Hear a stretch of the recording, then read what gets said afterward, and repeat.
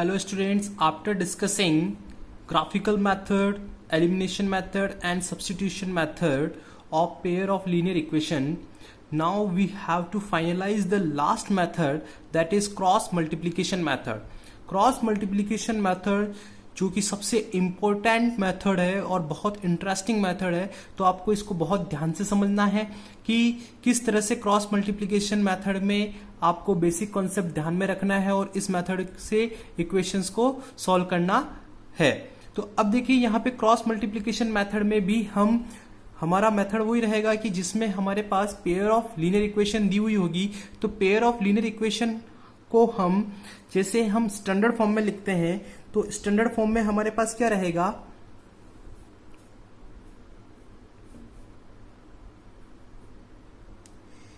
a1x plus b1y plus c1 is equal to 0, a2x plus b2y plus c2 is equal to 0। तो देखिए सबसे पहली और most important thing about the cross multiplication method is that कि आपके पास जो pair of linear equation होगा वो pair of linear equation should be equal to 0। अगर इक्वल टू 0 नहीं है तो आपको इसको इक्वल टू 0 बना लेना है कि अगर आपकी सपोज कांस्टेंट टर्म आपकी राइट हैंड साइड में है तो आपको उसे लेफ्ट हैंड साइड में लेके आ जाना है और पूरी इक्वेशन को क्या कर देना है, पूरे सिस्टम को क्या कर देना है, इक्वल टू 0 बना लेना है। तो अब देखिए यहां पर हमें नाम से ही पता चल रहा है कि हमें यहां पर मेथड क्या अप्लाई करना है, क्रॉस मल्टीप्लाई। तो क्रॉस मल्टीप्लीकेशन से रिलेवेंट कोई कॉन्सेप्ट हमें यहाँ पे यूज करना है। तो देखिए आपको क्या करना है, सबसे पहला टास्क आपको इक्वेशन मिली और इक्वेशन मिलते ही आपने उस इक्वेशंस को क्या कर लिया, इक्वल टू 0 बना दिया। इक्वल टू 0 बनाने के लिए आपको एक फिक्स फॉर्मेट फॉलो करना है और वो फिक्स फॉर्मेट जो है वो कुछ इस तरह से रहेगा कि आपने यहां पे लिखा x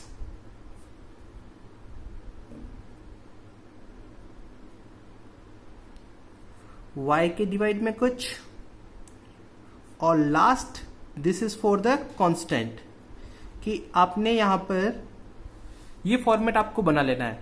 x अपॉन समथिंग आएगा यहां पे, y अपॉन समथिंग आएगा एंड 1 अपॉन समथिंग आएगा। अब क्या आएगा जो आपको यहां पे बहुत ध्यान से समझना है। तो देखिए जब भी हम x के अपॉन में जो लिखेंगे वो कैसे लिखेंगे, हमें सिर्फ यहां पर वेरिएबल देखिए हमने सेपरेट कर लिए। एक तरह से हम बोल सकते हैं कि वेरिएबल हमने ऊपर निकाल लिए, अब हमें सिर्फ कोफिशिएंट्स के साथ क्रॉस मल्टीप्लिकेशन करना है।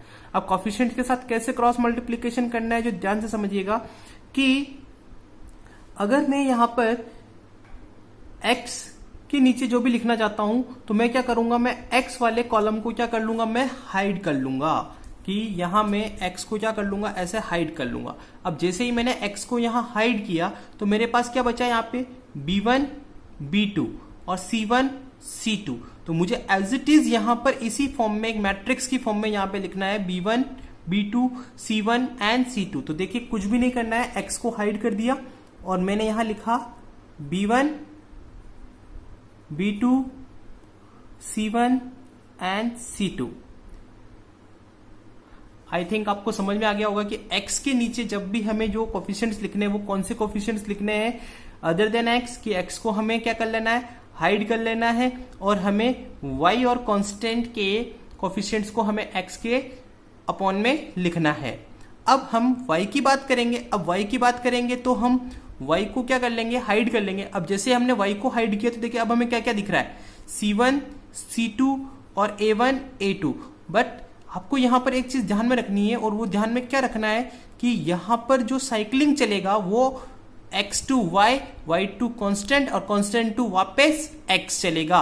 यानी कि अब मैं यहां पे देखिए दिखने में तो मुझे a1 a2 c1 c2 नजर आ रहा है, बट मुझे a1 a2 c1 c2 नहीं लिखना है। मुझे क्या लिखना है, देखिए y के बाद कौन आ रहा है, कांस्टेंट आ रहा है। तो पहले यहां पर मैं क्या लिखूंगा, c1 c2 और a1 a2। अंडरस्टैंड कि मुझे किस तरह से साइक्लिंग चलानी है, x से मुझे y के पास, y से मुझे कांस्टेंट के पास और कांस्टेंट से मुझे वापस x के पास, यानी कि एक साइक्लिंग चलेगा और उस साइक्लिंग का जो पेयर रहेगा वो x to y y2 constant और कांस्टेंट टू 1 रहेगा। अब देखिए 1 के नीचे जब भी हम कुछ लिखेंगे तो हम कांस्टेंट वाली टर्म को क्या कर लेंगे, हाइड कर लेंगे। अब हम कांस्टेंट वाली टर्म को अगर हम यहाँ हाइड कर रहे हैं तो देखिए कांस्टेंट के बाद क्या आएगा, x आएगा वापस। तो x के बाद देखिए यहाँ पे कौन आ रहा है, a1 a2 और b1 और b2। तो अब मुझे ये मैट्रिक्स एज इट इज यहां लिख लेनी है, a1 a2 और b1 b2। तो इस तरह से मैंने यहां पर सिर्फ और सिर्फ कोफिशिएंट्स को क्या किया है, ऑर्गेनाइज किया है। तो वापस मैं रिपीट कर रहा हूं, आपको क्या करना है, इस क्वेश्चन को बहुत ध्यान से समझिएगा। एक छोटी सी मिस्टेक इस पूरे क्वेश्चन को मिस्टेक कर सकती है। तो आपको ध्यान में रखना है कि सबसे पहले आपको equation must be equal to 0। बार बार रिपीट कर रहा हूं, जब तक आप इक्वेशन को इक्वल टू 0 नहीं करेंगे तो आपकी प्रॉब्लमेटिक रहेगी। तो आपको सबसे पहला टास्क क्या करना है, equation should be equal to 0। तो आपने इक्वेशन को इक्वल टू 0 बना लिया। फिर आपको एक क्रॉस मल्टीप्लीकेशन के लिए एक फिक्स फॉर्मेट दे दिया हमने, that is x upon y upon and 1 upon. तो ये सीधा सा सिस्टम आ गया आपके पास। अब हमने बता दिया कि अब यहां पर चलेगा साइक्लिंग चलेगा, कि x के नीचे हमें लिखना है coefficient of y and coefficient of constant. तो अब हमने x को क्या किया, हाइड किया। x को हाइड किया तो हमें क्या क्या दिख रहा है, b1 और b2, c1 और c2। तो हमें कुछ नहीं करना है, b1 b2 और c1 c2 as it is लिख दिया। अब हमने y के नीचे लिखेंगे तो y के नीचे हमें क्या क्या दिख रहा है, देखिए दिखने में तो हमें a1 a2 c1 c2 दिख रहा है, मगर हमें साइक्लिंग चलाना है। तो कि y के बाद कौन आता है, कांस्टेंट आता है। तो y के बाद कांस्टेंट आता है तो पहले कांस्टेंट के कोफिशिएंट लिखे जाएंगे, c1 c2 a1 a2। तो ध्यान में रखिए यहाँ पर आप a1 a2 c1 c2 मत लिख दीजिए, आपको लिखना है c1 c2 और a1 a2।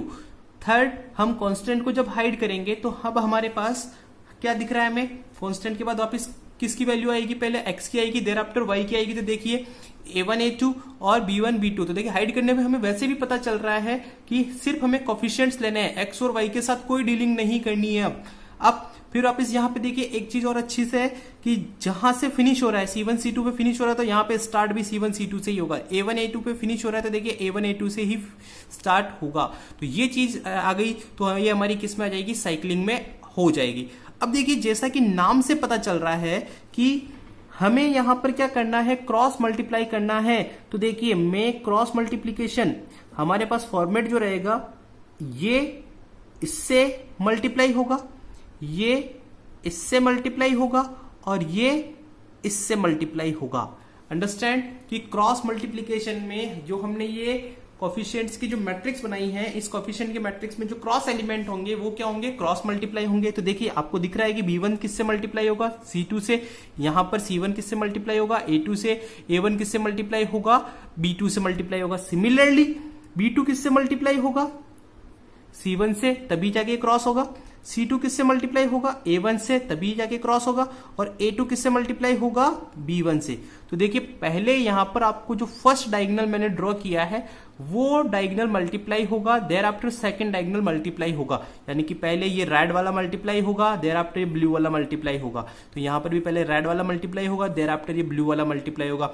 यहां रेड वाला मल्टीप्लाई होगा, देयर आफ्टर ये ब्लू वाला मल्टीप्लाई होगा। अब आपको क्या करना है, अगले ही स्टेप में आपने लिखा x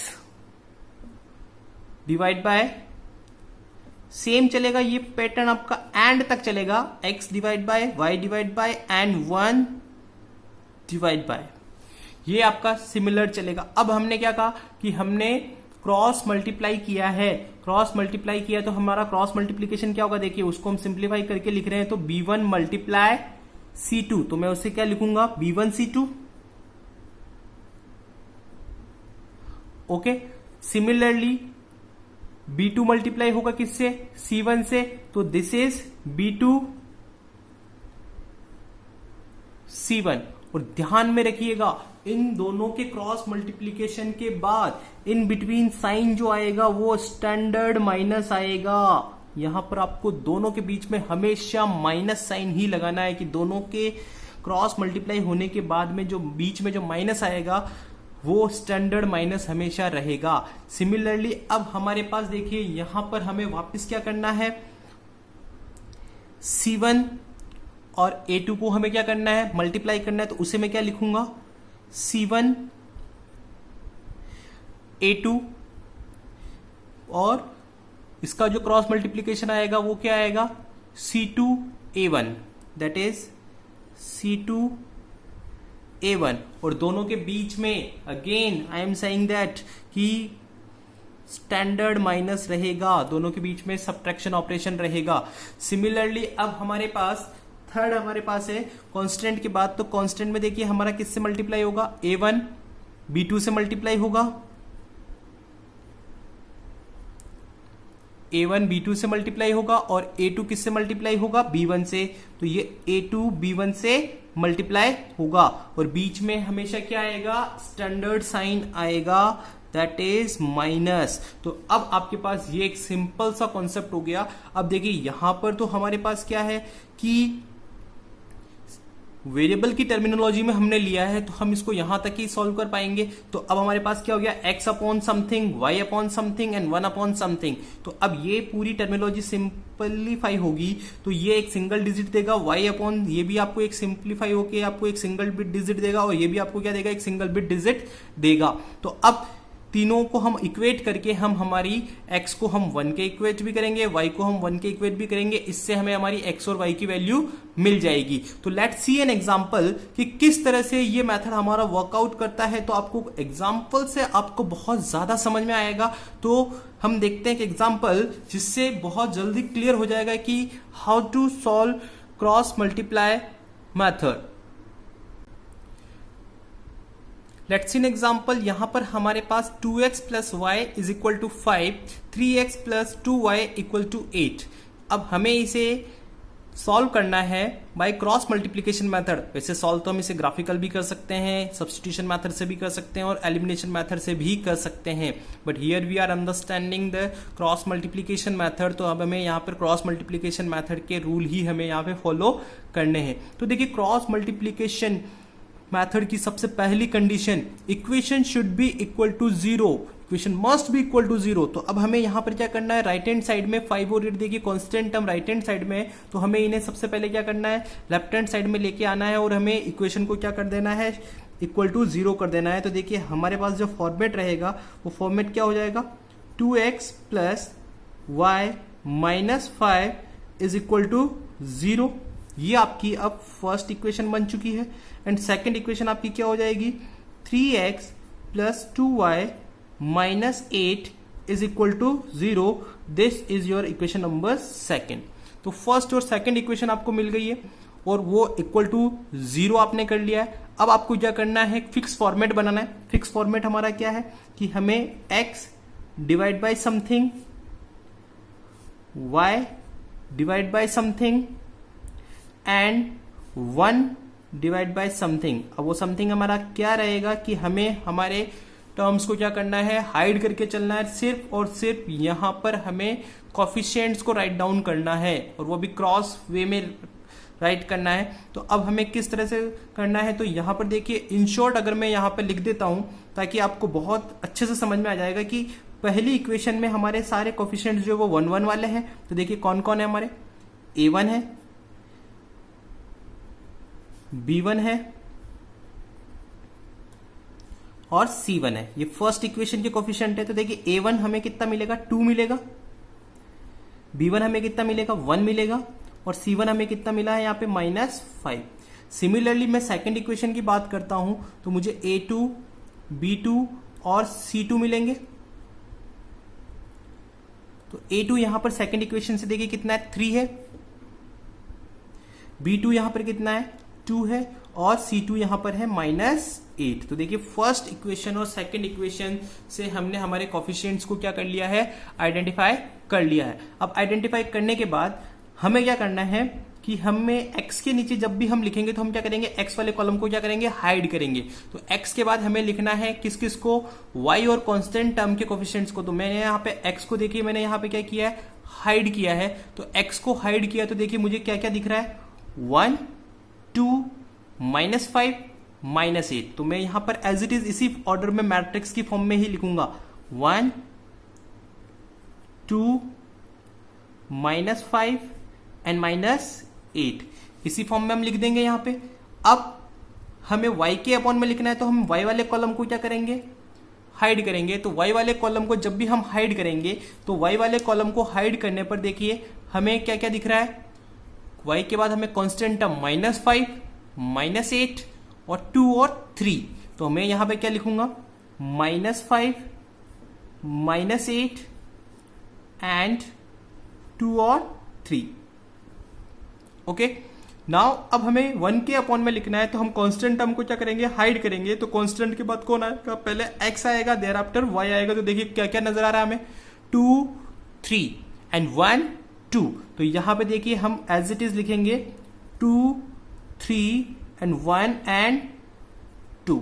तो देखिए स्टूडेंट्स, यहां स्टेप में आने के बाद आपको ये ध्यान में रख लेना है कि जहां पर हमारा x के कोफिशिएंट्स फिनिश हुए थे, देखिए -5 और -8, तो यहां पर भी देखिए -5 और -8 यहीं से स्टार्ट हो रहा है, तो कहीं कोई प्रॉब्लम नहीं है। ये देखिए 2 और 3 पे फिनिश हो रहा है, ये 2 और 3 पे स्टार्ट हो रहा है, तो यहां पर भी हमें कोई प्रॉब्लम नहीं है। यानी कि हमने हमारा जो प्रोसीजर है कोफिशिएंट्स का वो साइक्लिंग की फॉर्म में लिया है। और साइक्लिंग का फॉर्म क्या कह रहा है कि आपको x से y के पास जाना है, y से आपको 1 के पास यानी कि कांस्टेंट के पास जाना है, कांस्टेंट से आपको वापस x के पास आना है। तो ये आपका फॉर्मेट रहेगा साइक्लिंग के ऑर्डर में लिखने का। और यहां पर ये वैल्यूज पुट करने के बाद आप एक चीज और नोटिस कर लीजिए कि आपने ये चेक कर लेना है कि आपकी हर वैल्यू 2 बार आ गई है या नहीं आ गई। देखिए -5 -8 2 बार आ चुका है, 2 और 3 2 बार आ चुका है, 1 और 2 यहाँ पे स्टार्ट हुआ है, तो यहाँ पे देखिए वापस फिनिश हुआ है। तो ये पूरा साइक्लिंग हो गया। देखिए 1 2 1 2 2 3 2 3 -5 8 -8 -5 -8, तो ये हो चुका है। अब हमने क्या कहा था कि हमने हमारे डायगोनल्स डिसाइड किए थे कि डायगोनल कौन कौन से होंगे, कि एक डायगोनल हमारा ये वाला रहेगा, फर्स्ट डायगोनल सभी में, और एक डायगोनल हमारा रहेगा ये वाला, सेकंड डायगोनल हमारा ये रहेगा जो कि क्रॉस मल्टीप्लाई होगा। अब हमें क्या करना है, इन्हें हमें क्रॉस की फॉर्म में लिख लेना है। तो हमारा जो फॉर्मेशन है that is x divide by y divide by and 1 divide bye. Okay, तो सबसे पहले हम क्या करेंगे, 1 को -8 से मल्टीप्लाई करेंगे, तो हमारे पास क्या आएगा, 1 multiply by -8 that is -8। Okay, और इन दोनों के बीच में आपको ये ध्यान में रखना है क्या आएगा, स्टैंडर्ड माइनस हमेशा रहेगा। दोनों के बीच में क्या रहेगा, स्टैंडर्ड माइनस। अब हमारे पास सेकंड क्या रहेगा, 2 मल्टीप्लाई -5 दैट इज -10। तो इसको मैं यहां लिखूंगा इन ब्रैकेट -10। तो ये देखिए यहां पर ये वाला जो माइनस है, ये माइनस हमेशा स्टैंडर्ड माइनस काउंट होगा। अगर इससे पहले आपका मल्टीप्लीकेशन अगर माइनस का आ रहा है, तो ये माइनस माइनस अगली स्टेप में क्या हो जाएगा, पॉजिटिव हो जाएगा। ओके, नाउ y की टर्मिनोलॉजी में हम देखते हैं। तो y की टर्मिनोलॉजी में हमारे पास देखिए -5 3 से मल्टीप्लाई होगा, तो कितना आएगा, -15 and this is your standard minus. ये आपका क्या रहेगा, स्टैंडर्ड माइनस, जिसको मैं थोड़ा सा डार्क बना रहा हूं। एंड -8 मल्टीप्लाई 2, -8 मल्टीप्लाई 2 होगा, तो ये होगा आपका -16। तो ये हाँ हमने इन ब्रैकेट इसको लिख दिया है -16। ध्यान में रखिए कि आप पहले ये वाला डायगोनल कभी मल्टीप्लाई नहीं करेंगे, आपको पहले ये वाला डायगोनल ही मल्टीप्लाई करना है, देयर आफ्टर आपको ये मल्टीप्लाई करना है। और आपको more and more practice max perfect calculation, तो आपको बहुत सारे क्वेश्चंस करने हैं क्रॉस मल्टीप्लीकेशन से, जिससे आपकी प्रैक्टिस बहुत अच्छे से हो जाए। अब यहां पर देखिए इस डायगोनल को मल्टीप्लाई करेंगे तो 2 × 2 दैट इज 4 एंड यहां पर अगेन हमारा स्टैंडर्ड माइनस ऑपरेट होगा और 3 × 1 मल्टीप्लाई होगा, ये 3 इस 1 से मल्टीप्लाई होगा, तो ये आएगा आपके पास 3। ओके, तो ये देखिए मैंने क्या कहा था कि यहां पर हमने ये वेरिएबल के साथ यहां पर वर्कआउट किया था, तो इस स्टेप की वर्किंग हमारी यहां तक आ चुकी है। बट अब हमें इसको आगे क्या करना है, सिंप्लीफाई करना है। तो देखिए हमारे पास x डिवाइड बाय बहुत श्रिंक होती जाएगी calculation, y equal to and 1 equal to. तो देखिए अब यहां पर हमारे पास क्या है, -8 and this minus is +10 -15 minus plus 16 and 4 minus 3 that is 1. Okay, again now simplify the steps, that is x divide by y divide by and 1 divide by. तो देखिए यहां पर -8 and +10 that is +2 and y upon -15 plus 16, तो minus plus minus that is 16 minus 15 that is 1 and this is 1। तो देखिए values कितनी shrink हो गई है, कितनी छोटी हो चुकी है, बहुत स्मॉल वैल्यूज आ चुकी है। तो मैंने यही कहा था कि जब आप इस वाली पूरी कोफिशिएंट्स की टर्मिनोलॉजी को आप सॉल्व करेंगे तो आपको बहुत स्मॉलिंग वे में आपको क्या मिल जाएगी, इक्वेशंस मिल जाएगी। तो देखिए आपको यहां पर इस वे में अगर आपको कोफिशिएंट्स याद हो जाते हैं तो आप डायरेक्ट वे में से एमसीक्यूज वे में आप किसी भी क्वेश्चन का सॉल्यूशन निकाल सकते हैं, बट आपको ये टर्मिनोलॉजी याद रखनी पड़ेगी। उसके लिए भी अभी हम देखिए किस तरह से हम उसको टर्मिनोलॉजी को बनाते हैं इन शॉर्ट, वो भी देखेंगे अभी हम। अब यहां पे देखिए ये स्टेप आने के बाद हमें क्या करना है कि x डिवाइड बाई 2 आ गया है, y डिवाइड बाई 1 आ गया है और 1 डिवाइड बाई 1 आ गया है। तो अब हमें क्या करना है, एक बार के लिए तो हमें इस x बाई 2 को इसके क्या करना है, इक्वेट करना है। एक बार हमें इस y डिवाइड बाय 1 को हमें इसके डिवाइड बाय करना है। तो देखिए एक बार आपको इसको इसके इक्वल रखना है, एक बार आपको इसको इसके इक्वल रखना है। इससे आपको क्या मिल जाएगा, x और y की वैल्यू मिल जाएगी। तो फर्स्ट हम कर रहे हैं x divide by 2 is equal to 1 divide by 1। Okay, तो देखिए कुछ भी नहीं करना, सिंपली आपको क्रॉस मल्टीप्लाई करना है। क्रॉस मल्टीप्लाई करेंगे तो देखिए x 1 से मल्टीप्लाई होगा तो x ही आएगा, 2 1 से मल्टीप्लाई होगा तो 2। तो देखिए यहाँ पे हमको डायरेक्ट मिल चुकी है x की value, that is x equal to 2। First समझ में आ गया होगा आपको। नाउ सेकंड हमारे पास क्या है कि हम y डिवाइड बाय 1 को हम इक्वल रखेंगे 1 डिवाइड बाय 1 के इक्वल रखेंगे। तो देखिए यहाँ पे अगेन हम क्रॉस मल्टीप्लाई करेंगे तो y 1 से मल्टीप्लाई होगा तो y ही आएगा और 1 1 से मल्टीप्लाई होगा तो 1 ही आएगा। तो that is y equal to 1। तो here we get the answer x and y, कि हमें यहां पर x और y का क्या मिल चुका है, आंसर मिल चुका है कि x और y का जो आंसर है दैट इज 2 एंड 1। तो अब आपको आपके आंसर का वेरिफिकेशन भी करना है, तो आप x की जगह 2 रख दीजिए और y की जगह 1 पुट कर दीजिए। तो हमारी इक्वेशन नंबर फर्स्ट ये रही थी, यहाँ पे x की जगह 2 रखेंगे तो देखिए 2 इंटू 2 4 हो जाएगा, प्लस y की जगह 1 करेंगे तो ये हमें 5 मिल जाएगा। ओके, यहाँ x की जगह आप 2 रखेंगे तो आपको मिलेगा 3 2 6, ये 6 हो जाएगा, और y की जगह 1 रखेंगे तो ये 2 हो जाएगा। तो 6 प्लस 2 8। तो देखिए इक्वेशन को सेटिस्फाई कर रहा है, तो हमारा आंसर बिल्कुल सही है। तो इस तरह से हम हमारे आंसर को भी वेरीफाइड कर सकते हैं। अब यहां पर हमने जो डिस्कशन किया है उस डिस्कशन में हमने क्रॉस मल्टीप्लीकेशन मेथड के वे में हमें हमारे क्वेश्चन को सॉल्व करना है। तो यहां पर देखिए अगर आप चाहें तो अगर आपको ये फॉर्मूला याद हो जाता है तो आप किसी भी इक्वेशन का ऑरली आंसर भी निकाल सकते हैं। सिर्फ आपको ऑरली कैलकुलेशन, फास्ट कैलकुलेशन करना आना चाहिए। तो देखिए यहां पर सिंपल सा कॉन्सेप्ट है, कैसे कि x के कोफिशिएंट्स कौन होते हैं, a1 और a2 होते हैं। तो फॉरगेट इट कि इसके नीचे a1 और a2 आएगा, a1 और a2 को आप भूल जाइए, आएगा ही नहीं। y के कोफिशिएंट कौन होते हैं, b1 और b2, तो इसके नीचे भूल जाइए कि b1 और b2 आएगा ही नहीं, तो b1 b2 इसके नीचे आएगा ही नहीं। कांस्टेंट के कोफिशिएंट कौन होते हैं, c1 c2, यानी कि c1 c2 यहां आएगा ही नहीं, जो नहीं आएगा उसको हम भूल चुके हैं। तो अब देखिए यहां पर साइक्लिंग का ऑर्डर भी अपने को ध्यान में रखना है, कि साइक्लिंग का ऑर्डर आपको ध्यान में रखना है x, y और 1। तो y के कोफिशिएंट, x के कोफिशिएंट और 1 के कोफिशिएंट आपको अच्छे से पता होने चाहिए। तो देखिए x के बाद कौन आएगा, y के कोफिशिएंट्स आएंगे। तो y के कोफिशिएंट कौन कौन है, b1 और b2। देखिए यहाँ पे b1 और b2 लिख दिया हमने। क्या कर रहे हैं हम, किस वे में कर रहे हैं, तो समझना कि आप x और y और 1, इस फॉर्मूले का मैं लर्निंग कैपेबिलिटी बता रहा हूं आपको कि लर्निंग किस तरह से करना है आपको, कि x अपॉन अगर हम यहां पे कर रहे हैं तो देखिए x के नीचे a1 और a2 नहीं आएगा तो कौन आएगा, b1 आएगा और b2 आएगा।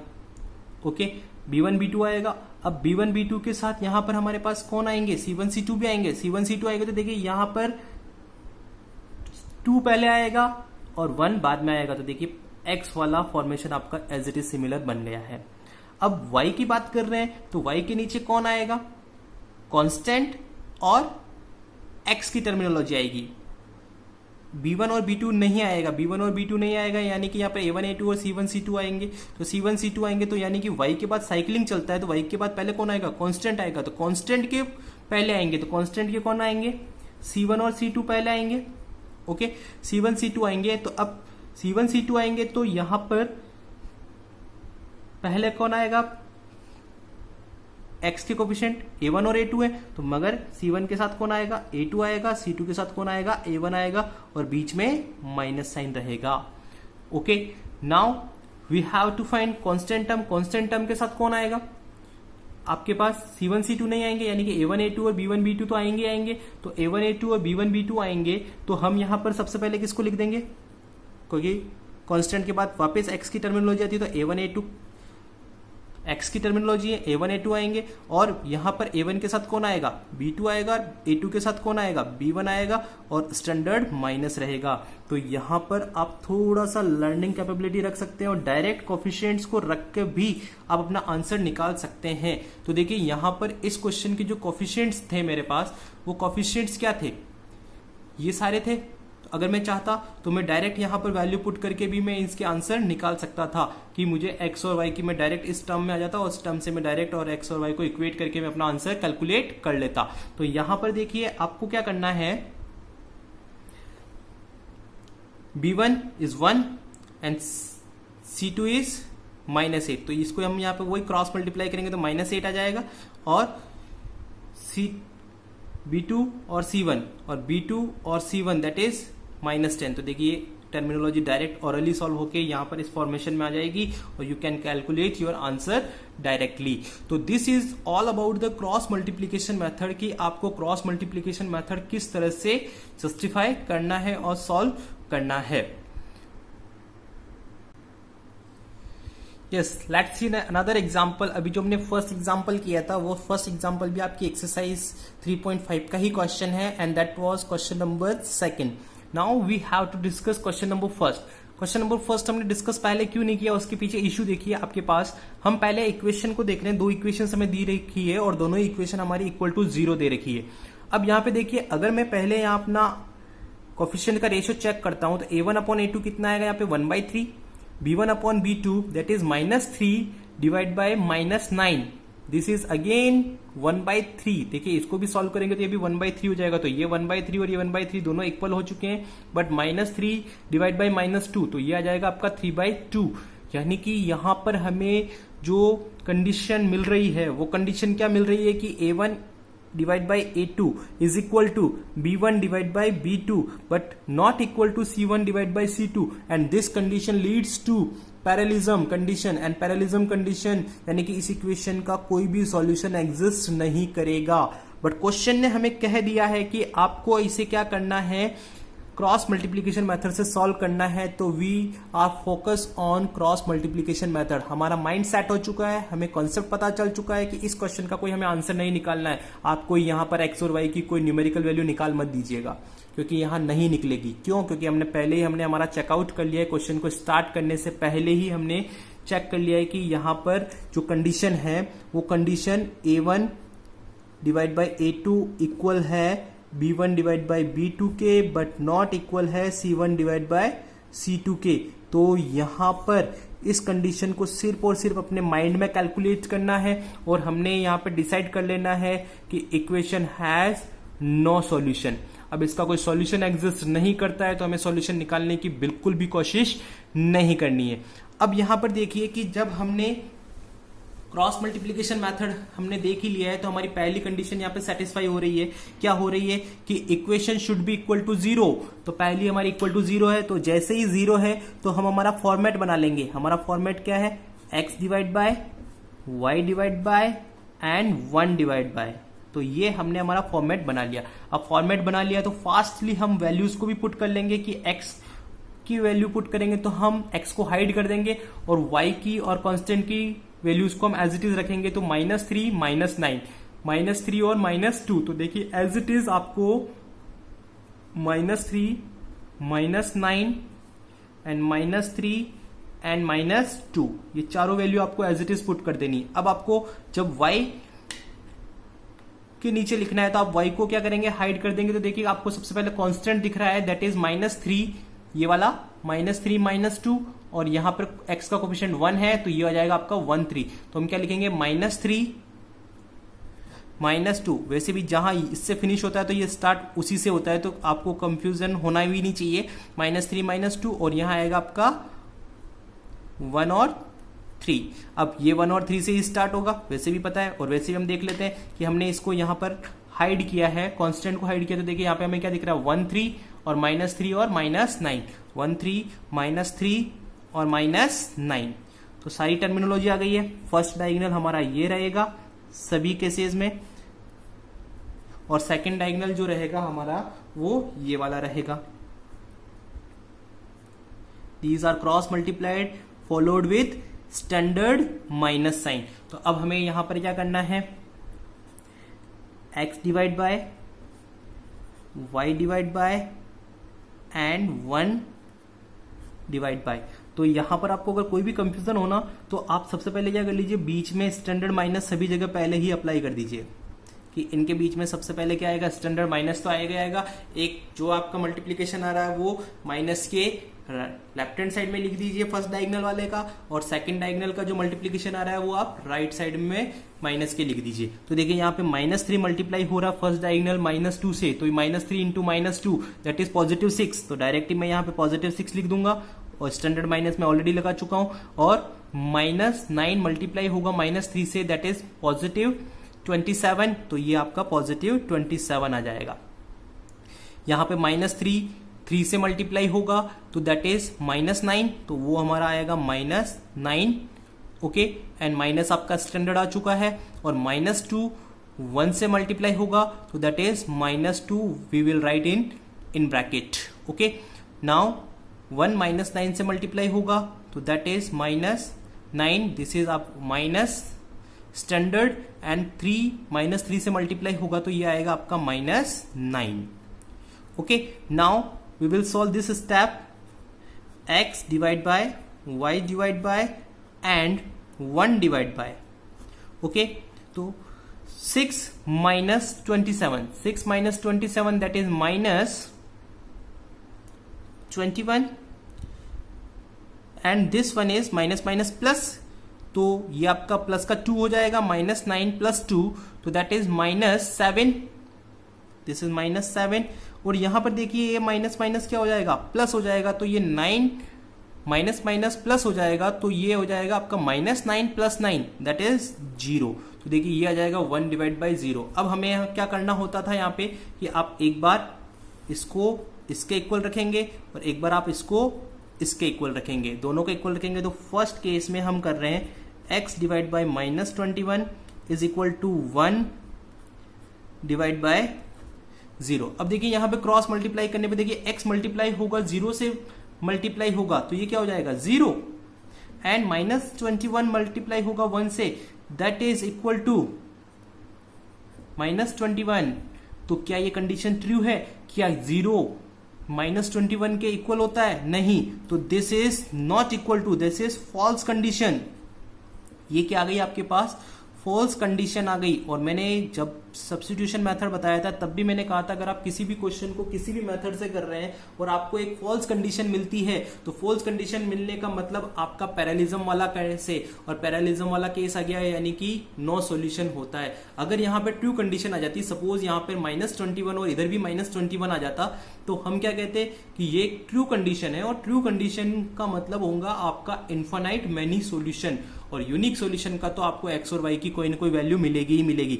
यहाँ पे सेकंड केस में भी देखिए, आप अगर इसको इसके इक्वल पुट करेंगे तो y divide by -7 is equal to 1 divide by 0, ये क्रॉस मल्टीप्लाई होगा तो 0 is equal to -7। Again a false condition, a false condition अगर हमारे पास अराइज होती है तो we will say equation has, therefore equation has no solution, but करना तो पड़ेगा।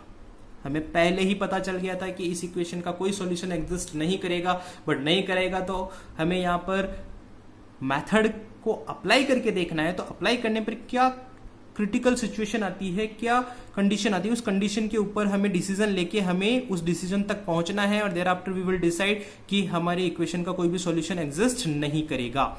अब देखिए यहां पर इसी क्वेश्चन को हम सब्स्टिट्यूशन मेथड से भी करेंगे और एलिमिनेशन मेथड से भी करेंगे, तो क्या हम वही प्रॉब्लम फेस करेंगे। तो देखिए यहां पर फटाफट से मैं यहां पर इसी क्वेश्चन को सब्स्टिट्यूशन मेथड से कर रहा हूं। अगर हम यहाँ पर इसको सब्स्टिट्यूशन मेथड से करेंगे तो हमारी equation we will write 3 that is equal to 0, 3x minus 9y minus 2 is equal to 0. This is your first equation, this is your second equation. Substitution method में हम क्या करेंगे, किसी भी एक इक्वेशन से वेरिएबल को सेपरेट करेंगे. तो देखिए यहां पर मेरे पास इजी हो रहा है. From first equation, from equation first मुझे x को सेपरेट करना बहुत ज्यादा इजी लग रहा है. तो that is x equal to 3y plus 3. This becomes your equation number third. और इस थर्ड को हम किस में पुट कर देंगे, सेकंड में पुट कर देंगे. तो हमारे पास क्या हो जाएगा, 3 from equation third, put the value of x in equation second. तो हमने यहां पर x की वैल्यू दैट इज 3, तो आएगा x की वैल्यू क्या हमारे पास, thrice of y plus 3 minus 9y minus 2 is equal to 0. तो देखिए ये आ जाएगा आपका 9y plus 9 minus 9y minus 2 equal to 0. यहां पे देखिए 9y से 9y कैंसिल आउट हो गया और 9 minus 2 that is 7 is equal to 0. 7 is equal to 0. Condition क्या आ रही है, फॉल्स कंडीशन आ रही है. तो 7 इक्वल टू 0 होता है क्या, नहीं. This is your false condition. और फॉल्स कंडीशन आते ही, फॉल्स कंडीशन है कि ये कंडीशन आपकी फॉल्स है, 7 इज नेवर इक्वल टू 0. तो हमारे पास यही होगा, 7 इज नेवर इक्वल टू 0. तो ये फॉल्स कंडीशन है, फॉल्स कंडीशन है. तो हम यहां पर therefore equation has no solution. हम यहां पर डिक्लेयर कर देंगे कि इक्वेशन का कोई भी सॉल्यूशन एग्जिस्ट नहीं करता है. अब हम सेम क्वेश्चन को यहां पर हम एलिमिनेशन मेथड से भी अगर डिस्कस करते हैं, third that is elimination method. तो एलिमिनेशन मेथड में भी हम क्या करेंगे, इक्वेशन को इसी फॉर्म में लिख देते हैं, x minus 3y minus 3 is equal to 0. This is our first equation. And 3x minus 9y minus 2 is equal to 0. This is our second equation. देखिए यहां पर मैं x को एलिमिनेट करना चाहता हूं तो मुझे फर्स्ट इक्वेशन को 3 से मल्टीप्लाई करना है, और अगर मैं y को एलिमिनेट कराना है तो भी मुझे फर्स्ट इक्वेशन को किससे करना है, 3 से मल्टीप्लाई करना है. तो मैं यहाँ पे फर्स्ट इक्वेशन को किससे मल्टीप्लाई करूंगा, 3 से मल्टीप्लाई करूंगा. तो मेरी फर्स्ट इक्वेशन क्या हो जाएगी, 3x minus 9y minus 9 is equal to 0. And this is 3x minus 9y minus 2 is equal to 0. देखिए अब साइन चेंजिंग रूल अप्लाई करूंगा मैं यहां पर, तो ये माइनस होगा, ये प्लस होगा और ये आपका प्लस हो जाएगा. तो यहां पर आपके पास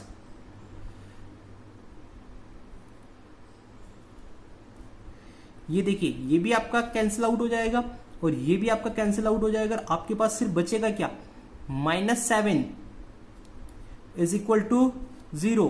again we will get false condition कि यहां पर हमें वापस क्या मिली है, फॉल्स कंडीशन मिली है. तो ये फॉल्स कंडीशन आ गई है तो हमारा कंक्लूजन क्या रहेगा, इक्वेशन हैज नो सॉल्यूशन. तो अगर आप किसी न्यूमेरिकल क्वेश्चंस को भी सॉल्व करते हैं जिसके सॉल्यूशन एग्जिस्ट करते हैं, तो आप ट्राई कीजिएगा कि आपको तीनों मेथड से इस क्वेश्चन को सॉल्व करना है. क्रॉस मल्टीप्लाई से भी करना है, सब्स्टिट्यूशन से भी करना है और एलिमिनेशन से भी करना है. उससे आपकी मेथड के ऊपर कमांड हो जाएगी कि किस तरह से हम अलग अलग मेथड को ऑप्ट करते हैं, तो भी आंसर हमारा क्या आएगा, सेम ही आएगा.